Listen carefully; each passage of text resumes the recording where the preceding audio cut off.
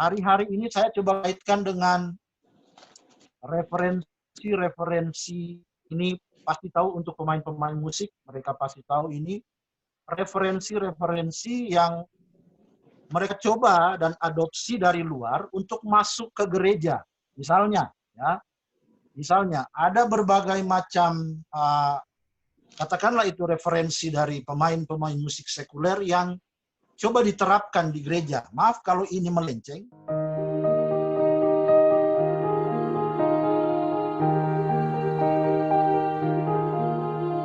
Memulai. Oke, haleluya, haleluya, haleluya. Salam sejahtera buat kita semua. Tuhan Yesus baik, Dia sangat baik dan tetap berbuat baik bagi kita semua. Teman-teman yang saya kasihi, pada sore hari ini kita mau berbicara tentang peran musik gereja, ya.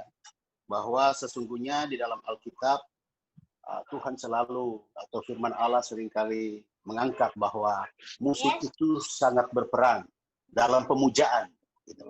Dalam persekutuan ibadah, dalam pendekatan dengan Allah itu musik itu sangat penting. Dan secara global bahwa sungguhnya bahwa musik itu erat sekali dengan pemujaan, ya, erat sekali dengan pemujaan. Dimanapun orang pergi dan berada, dalam orang pergi di tempat primitif yang paling primitif dan belum mengenal peradaban sekalipun, ada pemujaan dan ada musik di sana. Jadi rasanya tidak seret sekali kalau memuja itu tanpa iringan musik, ya, agama apapun juga. Dan dalam firman Tuhan di Mazmur 150 justru di sana firman Allah berkata bahwa beribadah itu sangat penting sekali musik, bahwa perintah Tuhan bermusik, perintah dari Allah sendiri untuk bermusik. Yubal adalah bapa pemusik pertama di dunia. Dan bagaimana pemazmur juga Daud itu mulai mengembangkan pelayanannya lewat musik, dan kita melihat bahwa peran penting sekali, bahwa intinya dari segala garis besarnya bahwa tim pemuji itu ada di garda paling depan dalam pertempuran peperangan. Tuhan yang tidak tahu orang jago-jago berperang, orang ahli tombak, ahli panah, tetapi justru tim pemuji ada di barisan depan. Orang tahu cerita tentang bagaimana tembok Yeriko dirobohkan dengan puji-pujian. Kita pernah dengar cerita, baca bersama-sama bagaimana Gideon mengalahkan ribuan musuh hanya dengan musik. Tuhan perintahkan untuk mereka bernyanyi, memuji Tuhan, memainkan alat musik yang berdentang-berdenting dan segala macam instrumen. Dan akibatnya musuh porak-poranda, mereka saling bunuh satu dengan yang lain. Mereka lari tunggang langgang. Kenapa? Karena peran musik di sana. Nah, datang di Daud, bahwa Daud menata begitu baik para pemuji.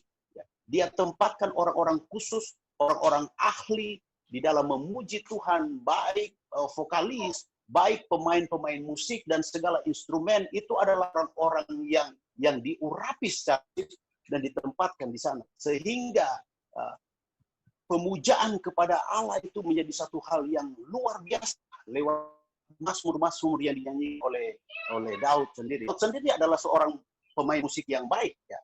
Awalnya dia memuji Tuhan dengan kecapinya yang hanya didengar beberapa ekor domba. Kemudian orang baca kisahnya, dia bisa manggung di istana raja lewat musik itu. Dengan kuasa musiknya dia bisa usir setan yang masuk kepada Saul.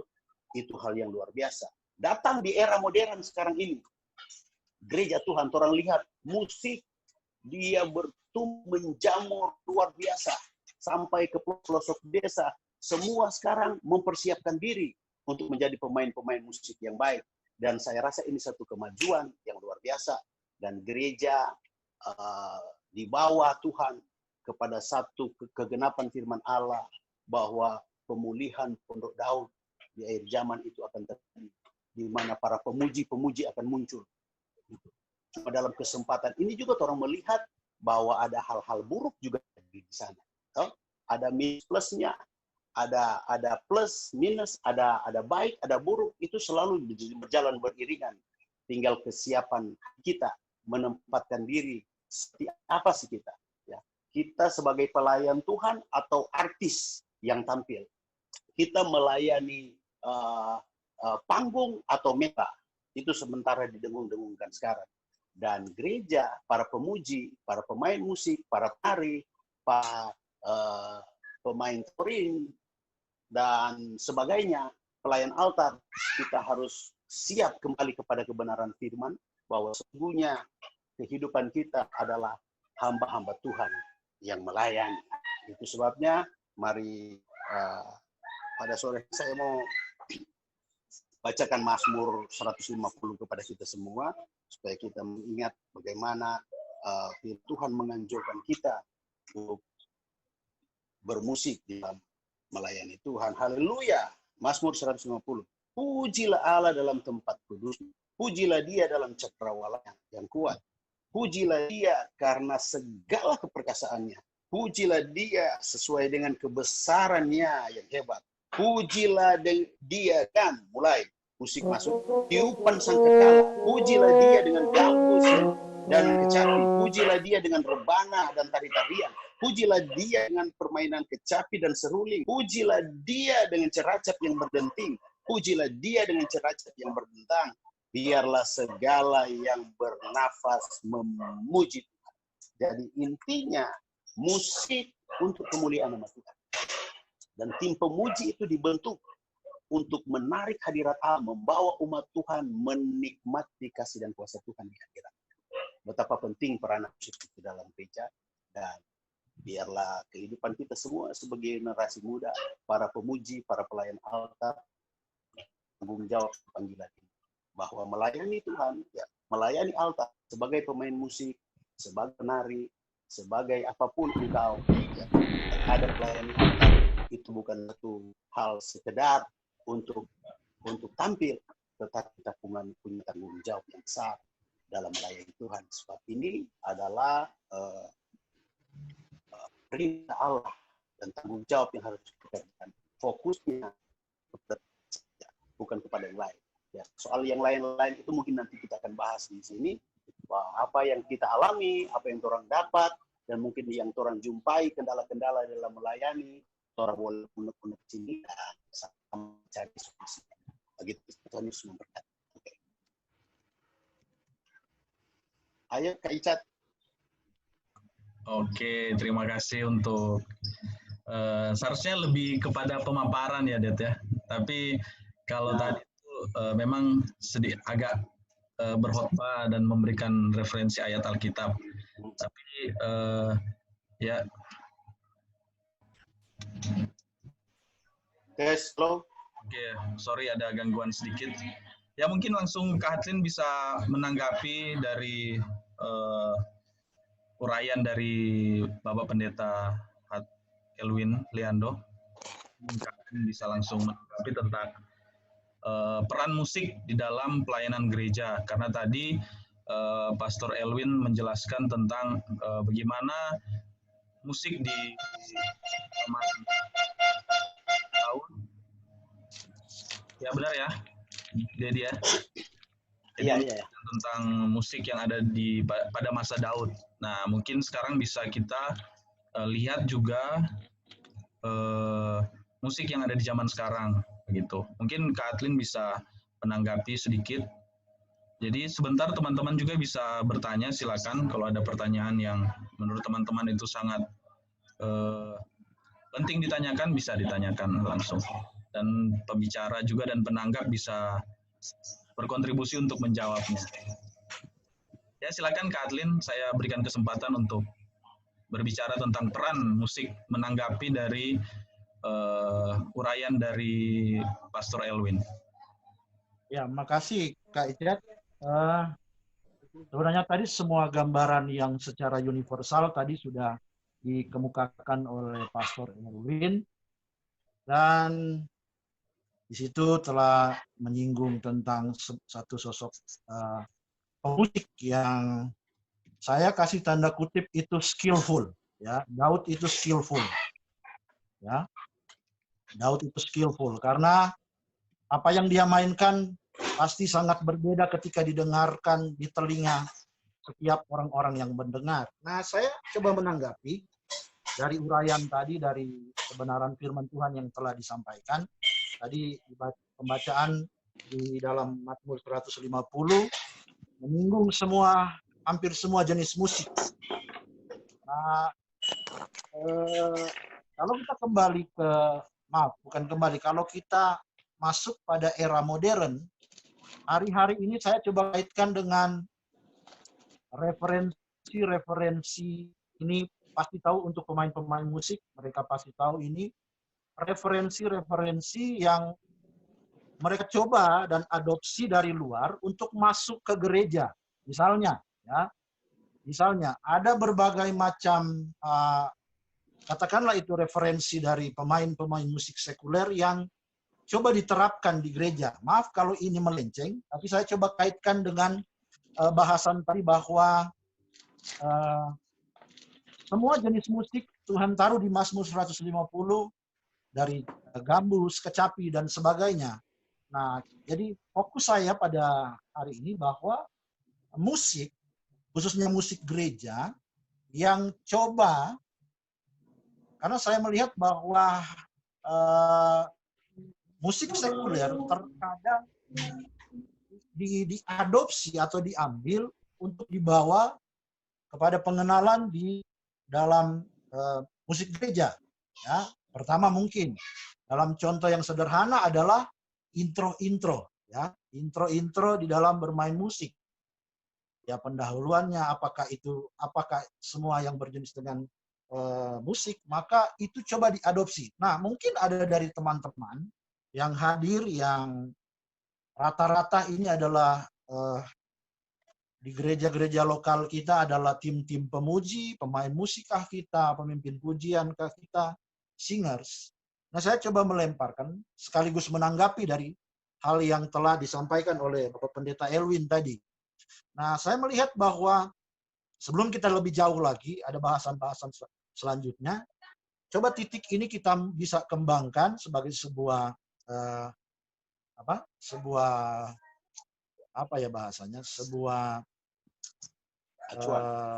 diskusi dan menjadi acuan diskusi kita pada sore hari ini menjelang malam untuk mendapatkan satu bisa dikatakan satu solusi.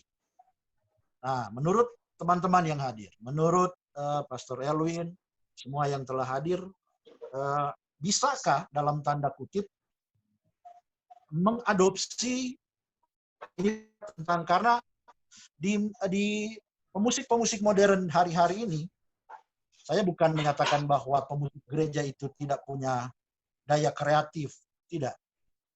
Ya, nanti sebelum kita lanjut lagi, saya cuma mau meminta supaya kita sama-sama punya persepsi yang sama, punya diskusi yang besar hari ini. Maka saya coba lemparkan.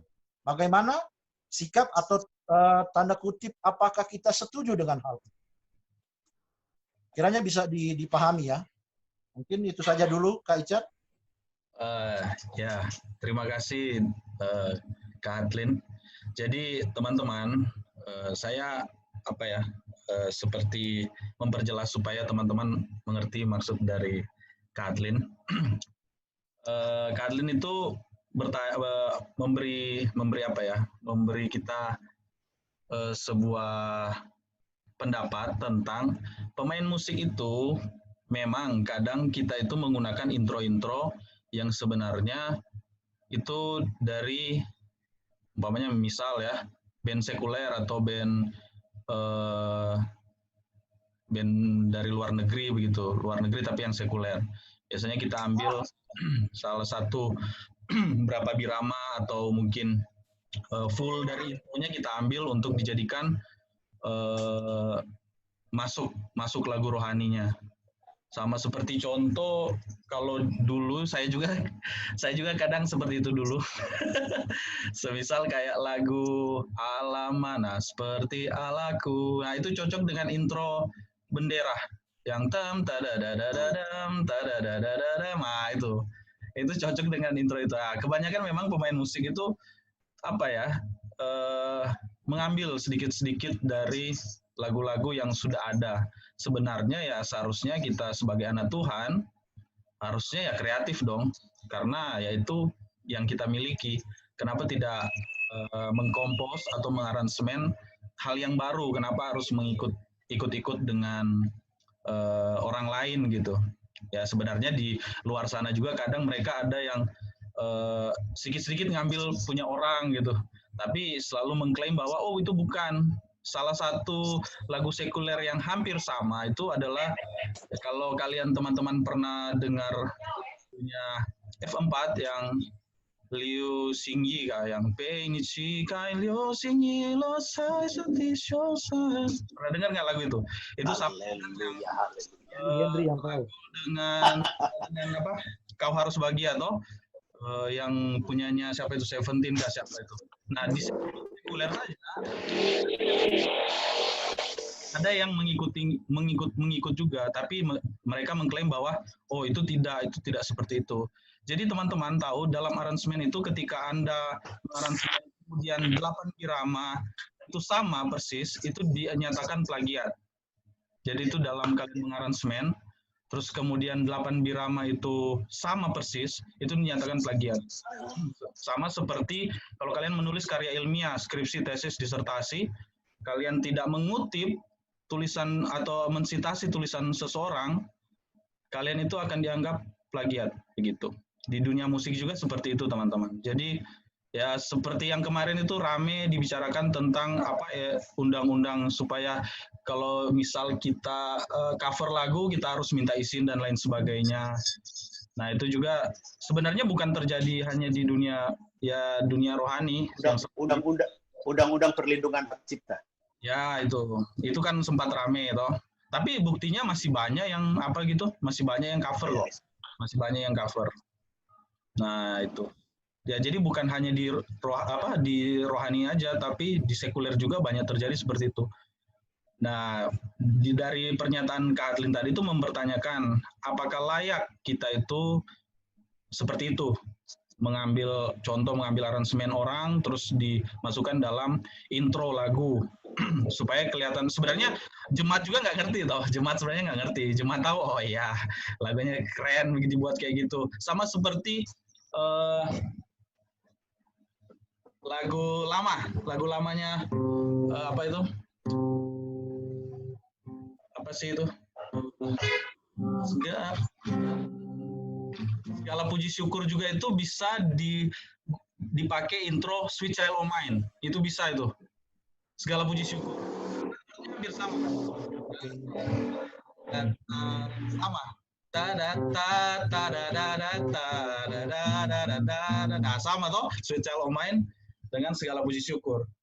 Jadi biasanya pemusik itu kayak gitu, jadi mau cepat atau supaya terlihat keren diambil intro dari sekuler atau lagu yang terkenal gitu. Nah menurut teman-teman bisa nggak kita seperti itu? Atau seharusnya kita itu lebih kreatif lah, lebih kepada mengaransemen atau mengkompos hal yang baru gitu. Itu maksud dari Kak Adlin. Mungkin Om Elwin mau menanggapi sebelum teman-teman, ini sudah ada beberapa pertanyaan, nanti saya tanyakan, tapi silakan Pastor Elwin menanggapi apa yang saya dan Kak Adlin bicarakan. Oke, terima kasih. Begini. Firman Allah bilang bahwa pemazmur katakan bahwa nyanyikanlah nyanyian baru. Ada sesuatu yang baru, entah musiknya baru, syairnya baru, ataukah hati kita yang baru menyanyikan lagu yang lama. Tetapi soal yang kita bicarakan ini bagaimana orang menyadur atau menciplak yang dulunya punya, kemudian orang bawa, itu maksudnya tadi, orang bawa ke dalam gereja. Apakah tanggapan kita bersama-sama secara rohani? Memang seperti Kak Icat bilang, sebenarnya Tuhan itu kaya dengan dia. Orang punya Tuhan yang kaya, yang memberikan talenta kepada kita, dan kita juga kaya dengan karya itu. Orang bisa melakukan banyak hal dengan hikmat Allah gitu, yang ada kepada kita. Cuma terkadang yang terjadi memang orang lebih gampang. Gitu. Misalnya yang terjadi itu orang mengambil intro dari musik sekuler yang lebih cepat. Itu kan sudah nggak asing lagi di telinga. Kemudian yang kedua, kemungkinan kebanyakan yang melakukan itu pemula. Gitu. Yang terlakukan itu adalah pemusik-pemusik pemula yang lebih cepat itu yang ngambil punya orang. Nah, ada lebih baiknya mungkin di sini orang sama-sama untuk karyalah dengan benar. Orang aransemen bersama-sama. Saya percaya Tuhan memberikan talenta yang luar biasa kepada kita. Dan orang bisa berbuat lebih banyak lagi, bahkan mungkin lebih baik. Dan mungkin akan ke depan kalau orang baik dan Tuhan percayakan dengan sungguh kepada kita, tidak akan menutup kemungkinan mungkin dunia yang akan contek dengan kita. Kalau kualitas kita mungkin kualitas yang luar biasa, gitu.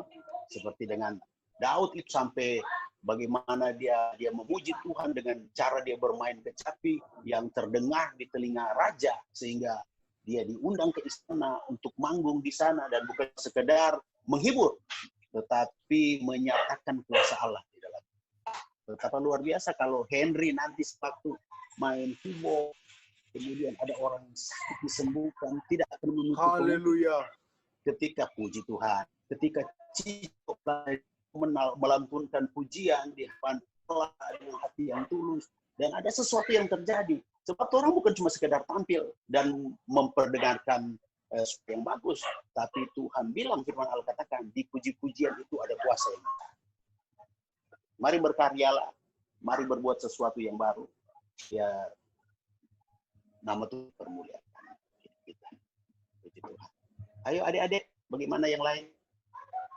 Katlin mungkin bisa apa juga menanggapi tadi kan Katlin mempertanyakan itu bukan hanya kepada teman-teman peserta tapi juga meminta pendapat dari Pastor Elwin karena selaku Pak Elwin ini adalah pendeta juga gembala, jadi pastinya seorang gembala itu melihat situasi yang ada dan lingkungan pelayanan, jadi pastinya Pastor Elwin juga memahami lah. Nah itu Katlin juga bisa menanggapi. Ya, makasih Kak Icat, Bapak Elwin. Memang saya sebenarnya ingin membawa kita kepada sebenarnya bukan sebuah ini persepsi yang harus kita dapati sebagai sebuah solusi. Namun tadi saya dengar dari Pastor Elwin untuk keseluruhannya, overall-nya bahwa ya seperti Kak Icat bilang tadi, dilihat dari sisi sebagai seorang gembala, sebagai seorang pendeta, jadi melihat dari secara umum.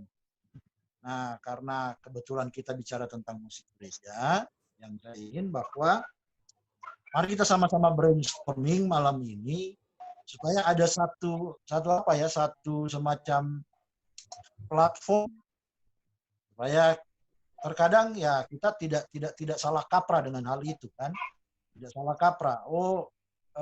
Kita mengambil kepunyaan atau milik orang lain untuk ditetapkan masuk pada kemampuan kita bermain musik. Nah, yang saya ingin supaya kita malam ini brainstorming ya. Apa yang ada di pikiran saudara, apa yang ada di dalam pemikiran saudara, dengan pengalaman-pengalaman yang saudara lihat mungkin saudara alami. Nah, itu yang saya mau supaya kita berkembang untuk melihat satu platform. Jadi bilang bahwa semua itu Tuhan yang mengatur, semuanya dikembalikan untuk Tuhan. Nah, saya percaya karena Tuhan itu punya segala sesuatu yang kreatif, anak-anak Tuhan yang terpilih untuk hal itu pasti kreatif. Nah, pasti kreatif. Mungkin itu saja yang bisa saya sampaikan. Kiranya orang sama-sama malam hari ini brainstorming dari topik-topik yang ada. Nanti masih ada topik-topik selanjutnya. Saya masih ingin dengar ada teman-teman pemusik-pemusik yang luar biasa, anak-anak muda yang sudah terjun dalam pelayanan, terjun dalam musik. Dari teman-teman ada kayak itu Tamu Bagu. Ada Bro Matthew, teman-teman yang lain. Jadi begini, Nah, Henry, sebelum mari turun berbagi. diskusi kita, ini kan saya bilang tadi kalau semisal ada pertanyaan saya akan saya akan bacakan, kemudian nanti Pastor Elwin atau Kak Adlin bisa menanggapi pertanyaan dari teman-teman yang di kolom chat ya. Saya bacakan dulu ya, satu persatu ya. Oke ya? Oke. Oke, ini yang pertama ini dari Irvin Rantung dari GPD Berea Wiaulapi. Ada banyak hal, seni, ide, dan sebagainya di dunia yang punya pesan-pesan tersendiri yang mungkin tersembunyi. Entah baik atau buruk, bagaimana caranya kita tahu yang benar dan baik untuk kita pakai dalam hidup kita secara bertanggung jawab. Saya bacakan Ulang. Jadi ya. Ada banyak hal di dunia ini, maksudnya dia, tentang seni, ide, dan sebagainya, yang punya pesan-pesan tersendiri, yang mungkin tersembunyi, entah baik atau buruk. Bagaimana caranya kita tahu yang benar dan baik, dan kita pakai dalam hidup secara bertanggung jawab. Buat teman-teman ya, yang ingin bertanya, karena kita pertanyaannya seputar musik ya, jadi mempertanyakan hal tentang musik ya. Ya, saya membatasi ruang pertanyaan itu karena lingkup kita, topik kita adalah musik. Kalian mau tanya tentang musik apapun, ya bisa kita diskusi sini. Tapi kalau yang terlalu teologis malah, ya memang ini ada sifat teologisnya karena musik gereja. Tapi ketika mempertanyakan seperti ini, saya akan cut gitu ya teman-teman ya. Saya next ya. Jadi tolong tetap di lingkup musik, entah itu musik gereja atau kalian mau bahas tentang musik sekuler, silakan. Nah, ini ada yang Carmenita Tumembo dari GPD Paslaten ya. Menurut Kak, ini Kak siapa ini? Oh, Kak Elwin mungkin. Akankah rasa kesombongan, tinggi hati akan ada sama halnya dengan Lucifer? Wes. Dan bagaimana cara seorang pelayan altar memimpin pujian saat menghadapi rasa tinggi hati itu? Wah, ini coba dijelaskan.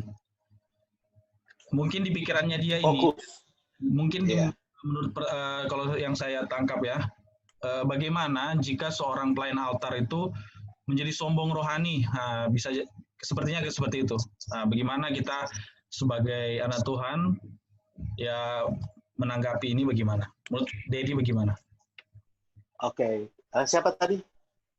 Oh, ini siapa ini? Carmenita Tumembo. Carmenita. Pada dasarnya manusia itu mau dipuji. Itu manusiawi. Ya. Siapa yang tidak mau sanjungan? Semua kita mau sanjungan. Tetapi kita harus mengerti, kita harus pahami sungguh bahwa seperti saya katakan di awal tadi, orang ini bukan artis yang manggung. Kita adalah hamba Tuhan melayani. Sehingga kita tempatkan diri sebagai hamba Tuhan, maka fokus kita menyenangkan Tuhan, mencari kepentingan yang lain. Dan memang rawan sekali bagi seorang tim pelayan altar, entah dia WL, pemain musik, pemain rebana, banners, dan sebagainya. Gampang sekali orang menjadi sombong. Dan ini mungkin bahasa Alkitab yang dikatakan orang sering, bahasa rohani yang sering kali disampaikan, orang merampas kemuliaan Tuhan. Kita tadi malam saya share di Silian, Victoris Silian, kepada tim altar. Saya mengutip tentang sedikit menyentil tentang Yesus naik ke ledai, masuk ke Yerusalem dan dieluk-elukan. Hal yang menarik di sini adalah yang Yesus tunggangi adalah keledai muda yang belum pernah ditunggangi. Dan menurut ahli ya, bahwa keledai itu kalau belum pernah ditunggangi itu liar sekali, sama dengan sapi. Dan ya, orang lihat sapi yang belum pernah tahu pasangan di leher, itu butuh berbulan-bulan untuk diajar supaya dia terbiasa dengan pasangan yang ditaruh. Sama dengan keledai atau kuda gitu, yang belum pernah ditunggangi, belum pernah taruh apa-apa di belakang kemudian naik. Tetapi yang luar biasa ketika Yesus, dia tidak bereaksi. Dia jalan, nunduk, dia masuk Yerusalem, kemudian Yesus dia luka-lukan. Orang memuji Tuhan, Hosana, mubaraklah. Dia yang datang dalam nama Tuhan. Artinya, ini mau bicara kepada kita seliar apapun kita. Kalau orang memiliki hati hamba ya, yang punya ketertundukan kepada dia, yang orang layani, orang tidak akan sombong. Itu sebabnya fokusnya kepada Tuhan. Kalau orang fokus, orang tidak akan rampas kemuliaan nama Tuhan. Pujian pasti ada. Ngana hebat, ngana menari bagus, ngana main gitar luar biasa, ngana main keyboard hebat sekali mainkan dan sebagainya. Ngana pimpin pujian, orang rasa indah sekali. Itu pujian. Tetapi ingat baik-baik, orang kembalikan semua itu kepada Tuhan. Coba bayangkan ketika pujian datang kepada Yesus, Hosana mubaraklah. Kita sentil dari malam, masuk di Yerusalem. Dia keledai. Orang mungkin sama dari keledai yang dia ketampiah pujian itu orang rasa. Keledai juga berjalan di atas karpet. Dia jalan di atas perbadani, hamparan-hamparan jubah, daun-daun palem. Bukan Yesus yang keledai. Tapi dia tetap nunduk dalam kerendahan. Mau dibayangkan kalau dia angkat dada. Tatikan bos. Ciri Yesus. Tapi dia tidak lakukan itu. Kenapa? Yang mengendalikannya Yesus. Mari orang dikendalikan oleh Tuhan, biar Roh Kudus yang berkata.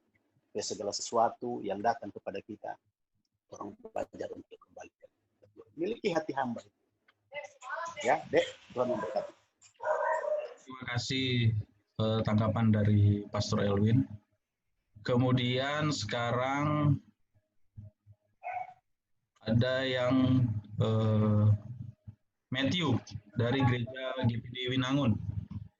Apakah meniru intro dan komposisi lagu lain adalah sebuah plagiat?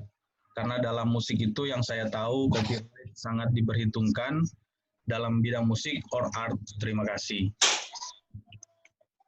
Jadi si Matthew ini mempertanyakan tentang apakah intro dan komposisi lagu lain itu kita pakai intro atau menggunakan komposisi lain itu termasuk plagiat atau tidak?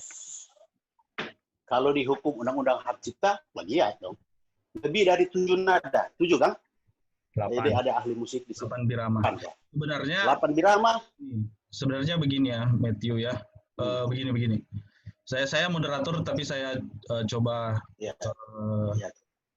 menjawab lah. Ya, mungkin dari teman-teman juga di sini ada dosen juga dari IAKN Prodi Musik Gereja, ada Pak Ilsan ini, ada teman saya juga dosen di Jawa sini, ada Pak Agung Supriyono, nanti juga bisa menambahkan lah kalau ada yang mau ditambahkan. Nah tentang plagiat ini teman-teman, memang kalau menurut saya, memang orang kan nggak tahu nih, orang nggak tahu ketika dia bawa lagu saya atau ikut sama seperti dengan sama dengan karya saya, kebanyakan orang kan tidak tahu satu karya, misal lagu atau komposisi lagu yang untuk contoh soundtrack film. Kalau kalian sudah pernah dengar soundtrack filmnya Avenger, itu komposernya itu Alan Silvestri. Itu banyak sekali diaransemen oleh musisi-musisi dunia. Brian Tyler juga, banyak sekali musisi-musisi yang mengaransemen lagu ini. Nah, kalau mengkompos itu berarti kita bukan mengubah mengaransemen itu kita mengaransemen musiknya, tapi melodinya itu tetap menggunakan kompos seperti apa yang saya kasih contoh ya.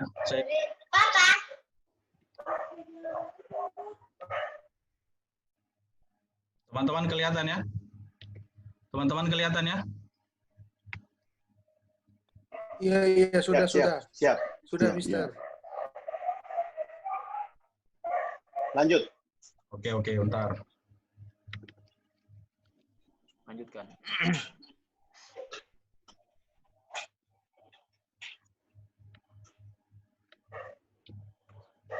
Nah, Ini yang kompos ini Alan Silvestri. Kalian pasti sudah tahu kompos ini opening dari apa?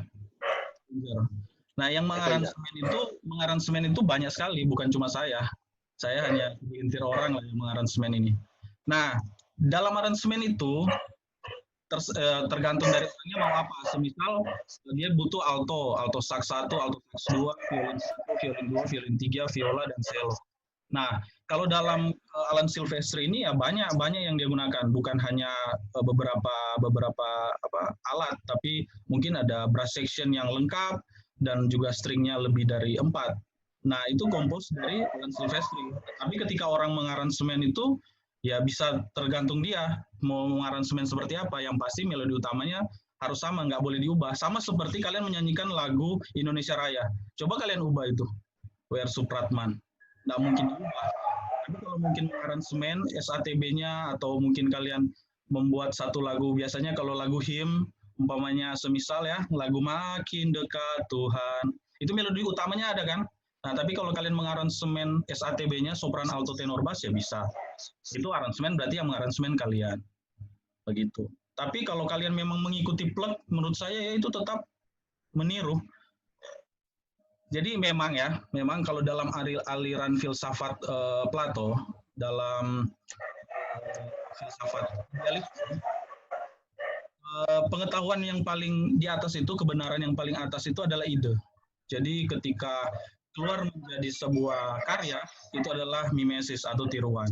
Ya memang mungkin kebanyakan dari seni itu pasti berhubungan dengan tiruan, imitasi, atau menyebut itu tiruan lah gitu.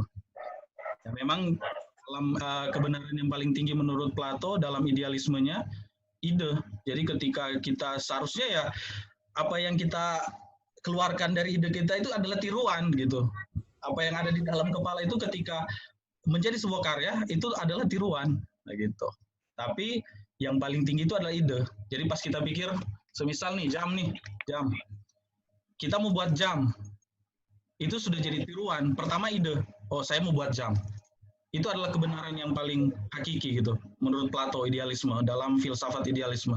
Tapi ketika jadi jam, ini menjadi tiruan dari ide kita. Begitu kira-kira. Ya mungkin teman-teman juga bisa menanggapi itu, silakan. Jadi kalau menurut saya tetap seperti copy paste aja sama.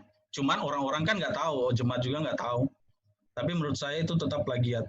Ya kebanyakan orang awam itu nggak peduli. Orang awam itu pedulinya yang penting musiknya bagus tetap. Tapi sebenarnya dia sudah mengambil karya orang gitu untuk dijadikan satu intro atau apapun itu. Permisi Kak, bisa aku tambahkan sedikit Kak? Ya silakan. Misalnya kalau kita di ibadah, kita pakai sequencer. Mungkin ada beberapa teman-teman musisi atau pelayan Tuhan yang sudah tahu apa itu sequencer. Kalau misalnya kita pakai sequencer dan aplikasi itu kita pakai crack. Dan saat kita melayani, itu apakah sama dengan kita mencuri sebuah gitar terus kita pakai pelayanan? Terima kasih Kak. Apa? Bagaimana? Sequencer? Begini kan Kak, sequencer itu kan kita menggunakan digital audio workstation. Digital audio workstation itu merupakan sebuah software. Dan itu tidak gratis. Dan buktinya di Indonesia juga banyak penggemar suka menggunakan crack. Dan ketika kita menggunakan crack saat kita melayani, apakah itu bukannya sama seperti kita mencuri sebuah keyboard atau gitar dan terus kita makin melayani? Ya, terima kasih Kak. Di pandangan kamu toh, makanya saya bilang toh, biasanya orang kan mau dia pikir itu plagiat atau enggak, kadang orang kan enggak peduli itu toh. Kalian saja bilang saya ambil dari ini loh, saya curi dari ini, bukankah itu plagiat ya? Seharusnya memang plagiat, tapi kan nyatanya juga tetap kita sebagai orang Indonesia itu pasti sudah saya ambil saja, enggak peduli orang mau bilang saya plagiat atau enggak. Ya kebanyakan orang akan berpikir begitu toh. Ya memang sequencer itu kebanyakan juga kalau kalian mau menggunakan sequencer pasti ngikut juga toh. Sama kayak contoh NDC itu banyak juga menggunakan sequencer, Planet Shakers juga menggunakan sequencer. Hillsong yang zaman sekarang juga sudah banyak juga menggunakan sequencer. Bahkan ya musisi-musisi Indonesia yang di Indonesian Idol dan lain sebagainya itu menggunakan sequencer juga. Bahkan ada yang false lagi di Indonesian Idol sequencernya. Terima kasih, Kak. Oke, berikutnya ini nama Gendry asal GPDI Philadelphia Winuri. Apa yang menjadi dasar untuk kita tahu tentang musik gerejawi yang benar? Nah, silakan ditanggapi oleh Pastor Elwin atau Kak Hatlin. Pertanyaan dari Gendry ini, apa yang menjadi dasar untuk kita tahu tentang musik gerejawi yang benar? Silakan, Det. Silakan, Pastor Elwin. Loh, Pastor Elwin mana ini? Pastor Elwin, apakah masih di situ? Kathleen Silakan. dulu, Kathleen dulu, Tuan. Silakan. Saya nggak ada tuh selain saya. Gimana pertanyaan dari Gendry? Jadi pertanyaan dari Gendry, benar ya Gendry ya. Nah, Gendry bertanya apa yang menjadi dasar untuk kita tahu tentang musik gereja yang benar, gitu. Jadi dasar nih, musik gereja yang benar itu bagaimana kiblatnya mungkin. Nah, ya gitu. Kiblat musik gereja yang benar gitu. Intinya sebenarnya cuma simpel. Bagi saya cuma simpel. Dasar musik gereja atau musik gereja? Musik. Musik gereja atau pemusik gereja? Musik, berarti Ini yang perlu kita musiknya. Berarti ini musiknya. overall, keseluruhan ya. Overall ya. Jadi ini pendapat saya. Ini nanti mungkin kalau ada tambahan silakan. Apakah itu mau di-counter, apakah itu mau tidak setuju silakan. Tapi bagi saya ini cuma simpel. Dasarnya adalah pastilah kebenaran firman. Ya, apa yang firman sudah tulis, apa yang firman telah berlakukan, ya itu menjadi dasar kita. Ya. Entah sekarang modernnya seperti apa, itu adalah perkembangan dunia. Tapi intinya adalah dasar kita melihat apalagi musik gereja yang pasti platformnya atau dasarnya adalah kebenaran firman.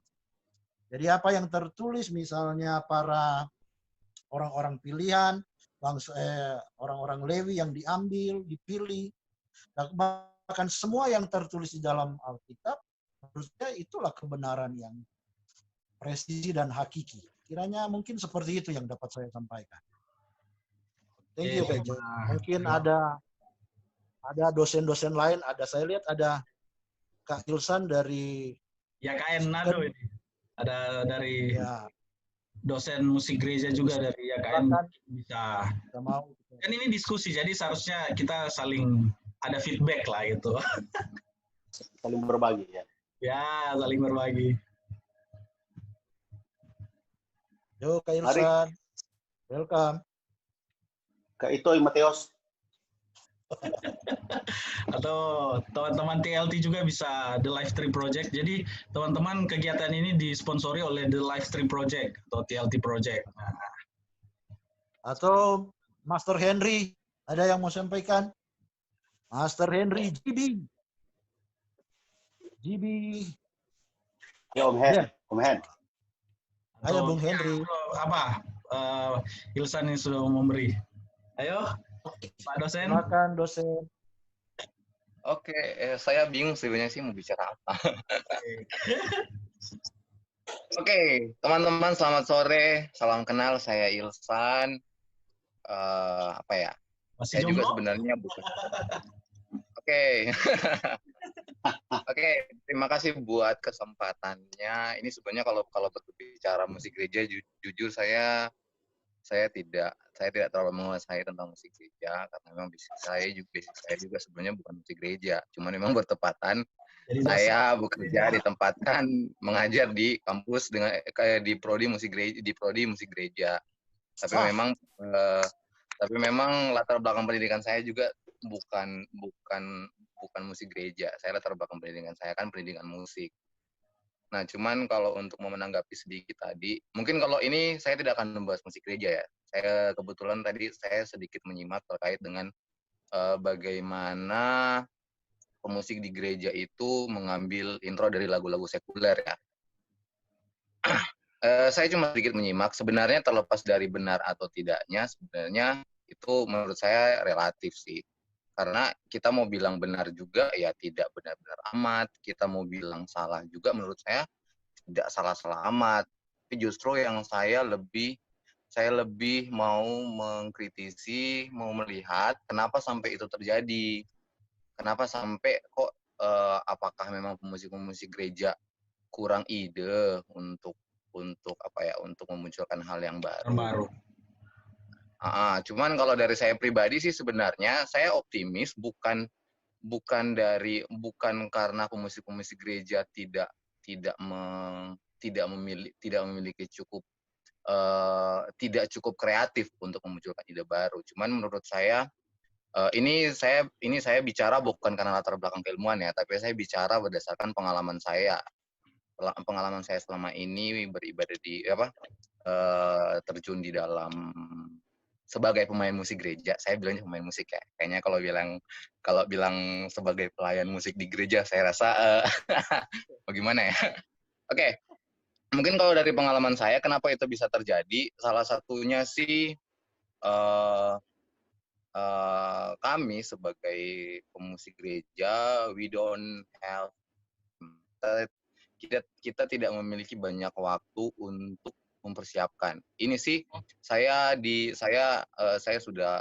melihat ini saya bicara sebagai atas dasar pengalaman saya ya. Karena yang pertama ini saya bicara pengalaman dalam ibadah di gereja ya. Nah, kenapa semuanya serba instan? Kenapa pada akhirnya orang-orang udah pakai apa yang sudah jadi saja. Nah, kenapa itu bisa terjadi? Menurut saya salah satunya karena yaitu kita tidak diberikan waktu yang lebih panjang untuk mempersiapkan. Ya sebagai contoh saja, selalu kalau untuk ibadah hari Minggu, kita pasti latihannya Sabtu malam loh. Nah, sedangkan menurut saya untuk latihan Sabtu malam, saya tahu ya mungkin di sini sebagian besar banyak yang dari gereja-gereja karismatik ya, gereja GPDI, GBIN, gereja apapun itu dan setahu saya untuk gereja-gereja karismatik untuk ibadah hari Minggu itu saya bisa pastikan lagunya pasti itu di atas 5. Nah, kalau setiap satu lagu dan kita harus mengaransemen dengan waktu yang hanya maksimal 2 jam, untung-untungan kalau dapat 2 jam. Saya rasa itu waktu yang sangat singkat. Nah, karena waktu yang sangat singkat itu ya sudah pasti jalan pintas yang akan bekerja. Ya udah apa yang sudah ada ya udah ini aja nih yang udah ada, udah ajar aja gitu. Kira-kira begitu. Kalau itu ini berdasarkan pengalaman saya sih. Dan kalau ditanya benar atau salahnya, oke, kalau kita bicara soal plagiat, ya oke, selama itu melebihi 8 birama, saya rasa itu plagiat. Tapi kalau ditanya salah atau tidak, saya rasa tidak, karena kalau kita melihat kembali undang-undang hak cipta bahwa segala sesuatu itu dinyatakan salah apabila digunakan untuk hal-hal yang komersil, dan saya rasa kalau untuk pelayanan di gereja that wasn't itu bukan hal yang sifatnya komersil kalau menurut saya. Kan kalau komersil itu sifatnya yang mendatangkan uang kan. Ya mungkin kalau dari saya gitu. Thank you Kak Icat. Okay. Kak Ilsan, terima kasih sudah menanggapi, sangat luar biasa tanggapan dari Pak dosen muda kita ini dari IAKN Nado. Nah ya memang masalah yang terjadi di pelayanan musik gereja kebanyakan ya latihan satu jam, malah ada gereja yang 1 jam sebelum ibadah baru mau latihan, terus akhirnya menyanyi lagu dalam nama Yesus, ya sudah mulai dari 4 masuk 3, 6, 5 ya masuk. Karena ada juga yang begitu memang, masih beruntung kalau ibadah hari Minggu latihan hari Sabtu, tapi kalau dia ibadah hari Minggu jam 9 ibadahnya, mereka latihan jam 8. Nah itu baru jago itu DP pemusik. Nah, terima kasih untuk tanggapan dari Kak Ilsan ya. Terus berikut ini saya tanyaan.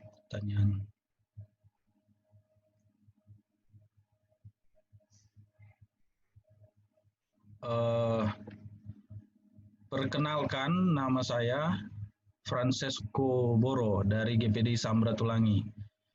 Saya ingin bertanya bagaimana pendapat saudara mengenai aliran-aliran musik yang ada pada saat ini.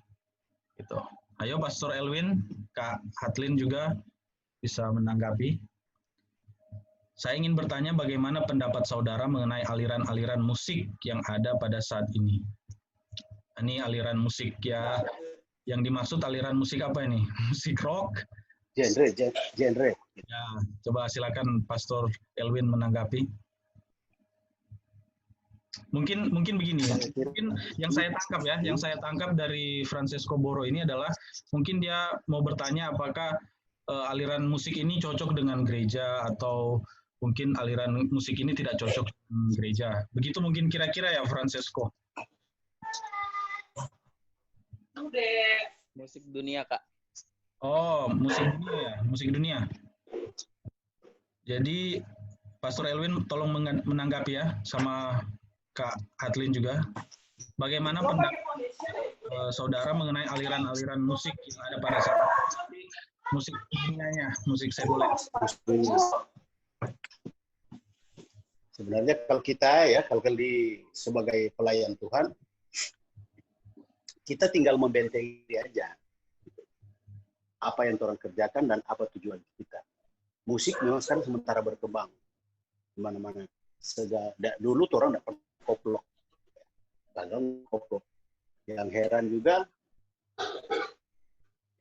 ada musik dunia sekarang yang mau tidak mau kita harus menanggapi itu dengan bijak. Sehingga jangan sampai seperti tadi dari teman kita katakan bahwa keberadaan gereja itu sesungguhnya orang harus punya sikap. Mungkin ya untuk menyadu atau orang mengutip beberapa hal yang dari punya untuk dimasukkan itu tidak menjadi apa-apa sejauh apa tujuan kita mungkin. Tetapi dengan keadaan yang berkembang di luar sana, ini tidak si teman kita yang bertanya ini tidak berbicara soal musik gereja, tapi ada di luar. Kita tinggal menyikapi saja dengan bijak. Bahwa kita pelayan-pelayan Tuhan dan sebagai pelayan altar khusus atau musisi-musisi di gereja, kita harus berani punya warna sendiri. Begitu kira-kira. Ada Kak Kathleen mau tambahkan silakan. Ya, Kak Kathleen silakan menanggapi Kak Kathleen. Ya, karena tadi Dedi sudah singgung tentang peran gereja sebenarnya ya, bagi saya itu peran gereja. Tapi sebenarnya yang dipertanyakan di sini bahwa musik sekuler ya, musik dunia dengan berbagai genre, nah domainnya sebenarnya adalah para dosen-dosen musik kita, domainnya ya, domainnya seperti itu. Di sini ada Kak Icat, ada Kak Ilsan, ada lagi teman-teman dosen, bahkan semua kita yang bahkan semua yang pemain musik. Nah, itu domainnya sebenarnya ya. Tapi bagi saya tanggapannya adalah bahwa seperti yang sudah Pastor Elwin bilang tadi, itu kembali kepada kita, apakah itu komunitas gereja, pribadi kita sebagai pelayan, juga komunitas kita dalam gereja lokal kita, dalam pertemanan kita dengan tim pemusik, tim penyembah. Nah, itu kembali ke kita. Genre apapun yang ditawarkan oleh sekuler, semuanya dikembalikan kepada kita pribadi. Itu mungkin tanggapan saya. Karena saya sudah bilang tadi bahwa semuanya platformnya adalah kebenaran firman Tuhan. Karena kita bicara tentang musik dan pemusik gereja. Jadi kalau tadi sudah banyak kita dengar dari dosen-dosen kita, semua disadur, plagiat dan apa sebaiknya, segalanya. Makanya bagi saya bahwa untuk musik sekuler yang akan, ya mau tidak mau kita sedang mengalami hal itu, karena musik adalah bahasa universal, bukan hanya milik sebagai pemilik pemain musik gereja, tidak, tapi itu semua bahasa universal. Musik-musiknya itu semua punya genre yang berbeda, dan secara spesifikasi ada positif, ada negatifnya. Jadi tinggal kepada kita pribadi, apakah komunitas dan gereja lokal yang melihat itu sebagai wajib atau bisa enggak itu diambil atau diadopsi. Kembali kepada tema kita pada malam hari ini. Nah, makanya kita bilang domain yang paling jelas adalah saya kembalikan kepada dosen-dosen kita yang terhormat. Wah, Haleluya. Terima kasih. terima kasih untuk tanggapan dari Kak Hatlin dan Om Elwin ya, terkait dengan aliran-aliran musik. Ya memang kalau bahas tentang aliran musik ini, ada juga yang bertanya, apakah aliran rock itu cocok di gereja dan lain sebagainya. Banyak orang yang memberikan pendapat tentang musik rock dan lain sebagainya. Tapi begini, ada juga hal yang menarik sebenarnya yang bisa diangkat tentang lagu ibadah. Lagu ibadah. Banyak orang yang berpikir ini karena lingkupnya diskusi. Ada beberapa teman saya di sini juga yang aliran Protestan ya. Jadi bukan semua karismatik.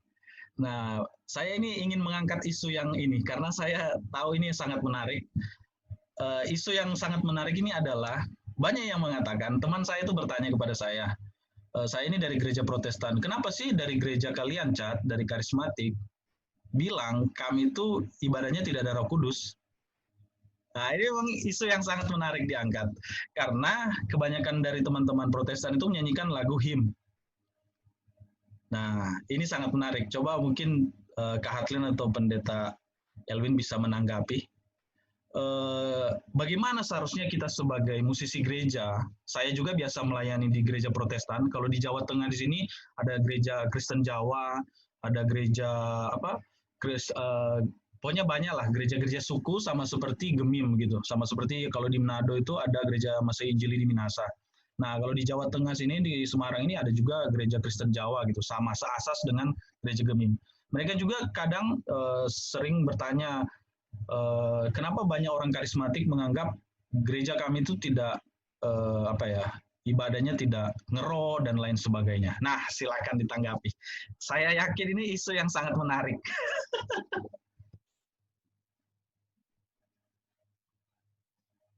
Ya, silakan Pak. Haleluya.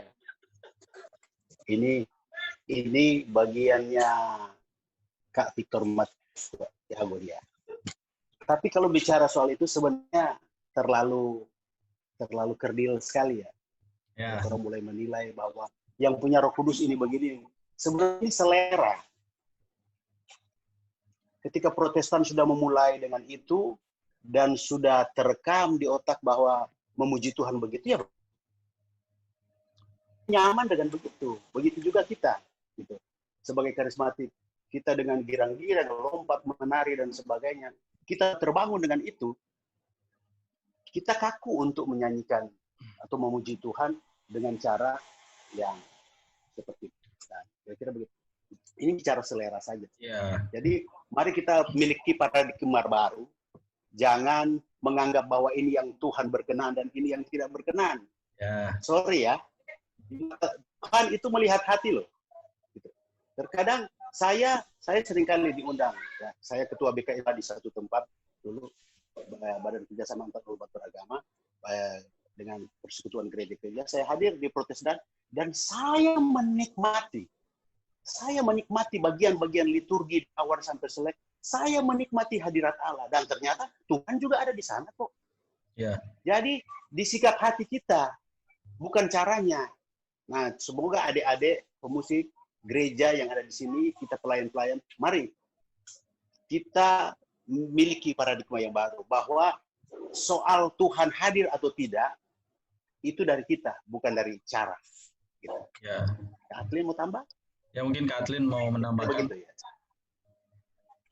Ya, thank you Dad sudah kasih pencerahan sebenarnya. Makanya terkadang begini, karena kita merasa bahwa karismatik itu punya sebuah sepertinya punya spesifikasi untuk hal-hal itu. Tapi mereka lupa bahwa di dunia ini yang menyembah bukan hanya orang-orang karismatik, yang bermain musik bukan hanya orang-orang karismatik, tapi semua yang Tuhan bilang biarlah seluruh yang bernafas memuji Tuhan. Yes. I like that. Makanya dari kita sebenarnya mendikotomikan bahwa karismatik lah yang penuh dengan Roh Kudus. Ya. Nah terkadang